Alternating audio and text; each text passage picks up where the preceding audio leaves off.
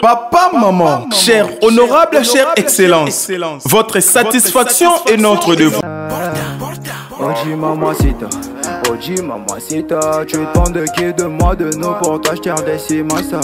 Vas-y mamacita, Oji mamacita, en plein ensemble je t'ai dit je t'aime à travers les Mininga. Oji mamacita, tu es tant de qui de moi de nous pour toi je t'ai redessus massa. Oji mamacita, en plein ensemble je t'ai dit je t'aime à travers les Mininga. Quand je pense à toi je suis pas allé, je suis péché encore. Tu t'en fous de mes reproches et de mes erreurs qui sont moches. La bonne j'arrange mes souvenirs dans la rue, je deviens rail quand je suis dans le... Hello la famille, bonjour la famille. Awa tozali kota la lupango oyo. Donc toye lelo tokitaki awa na terrain na maluku. Donc atwa na maluku to mona toza non loin ya fleuve.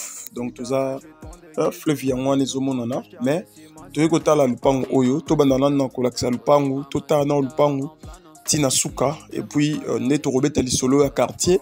Mais avant tout, là, quartier, c'est important, ils ont tout là, dans le pan. Parce que quartier, ils ont quartier moroboé, et donc, ils ont un développement, un développement, il y a makasi.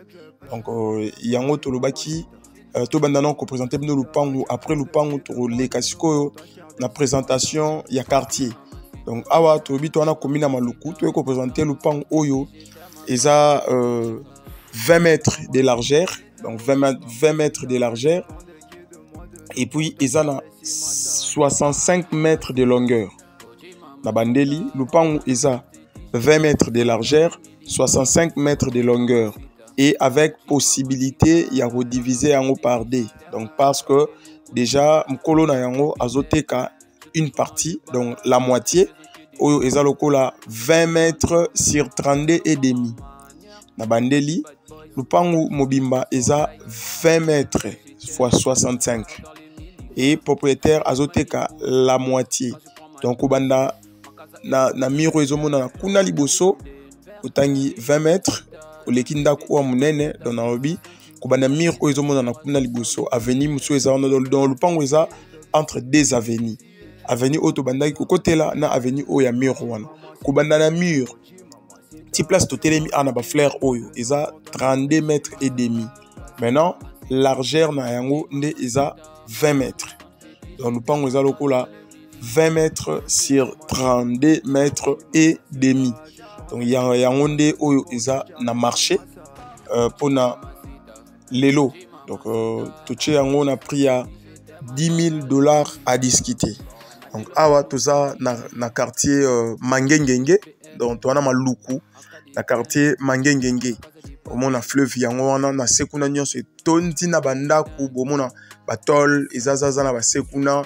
Donc kuna ba place o bakondi baya kobatama batama place bakondi baya bafanda batonga bandaku minene depuis tilelo biso toye ko découvrir quartier oyo quartier Mangengenge kaka lelo.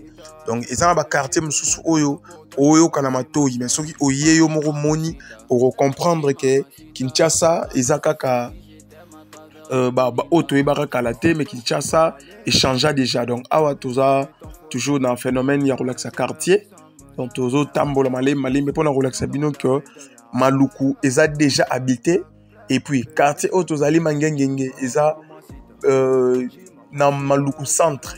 Donc on a maluku mibale, maluku centre, na maluku mususu oyo ki na ngambu kuna, mais awa to na maluku centre, donc maluku oyo eza comme moi nouvelle cité moroboye, hein, et tongami eza moi non loin fleuve, so roza awa, ozo sentir mon pépé, hein, donc pépé ya mai. Donc voilà un peu.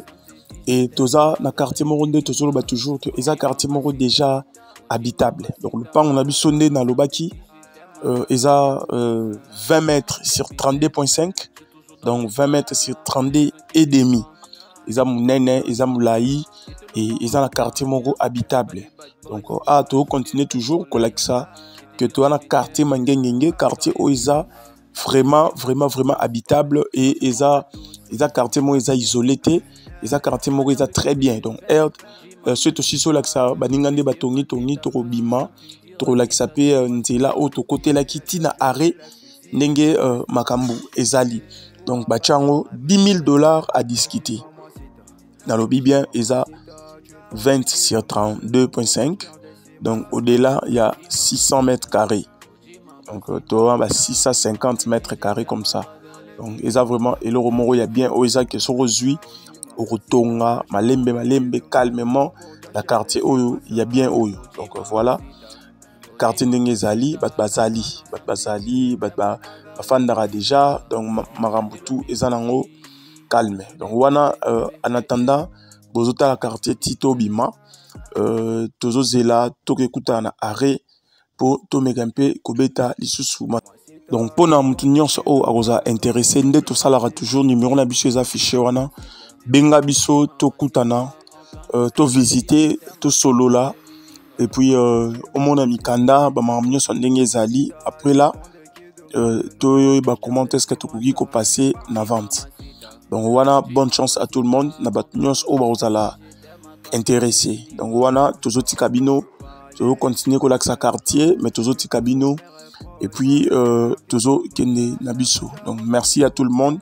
Merci na mnyos o akozwa temps ya rolanda vidéo oyo pe ko benga biso. Bye. Oji mamacita, tu demandes de qui de moi de nous pour t'acheter des simasa.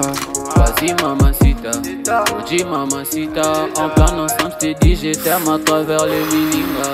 Oji mamacita, tu demandes de qui de moi de nous pour t'acheter des simasa. Oji mamacita, en plan ensemble je t'ai dit je t'aime à travers le Milinga. Quand je pense à toi je suis pas allé, je suis péché encore. Tu t'en fous de mes reproches et de mes erreurs qui sont moches. La bonne j'arrange mes souvenirs dans la rue, je deviens rage. Quand je suis dans le bloc, bébé veut que je pêche. Oji mamacita, tu demandes de qui de moi de nous pour t'acheter des simasa. Oji mamacita, en plan ensemble je t'ai dit je t'aime à travers le Milinga.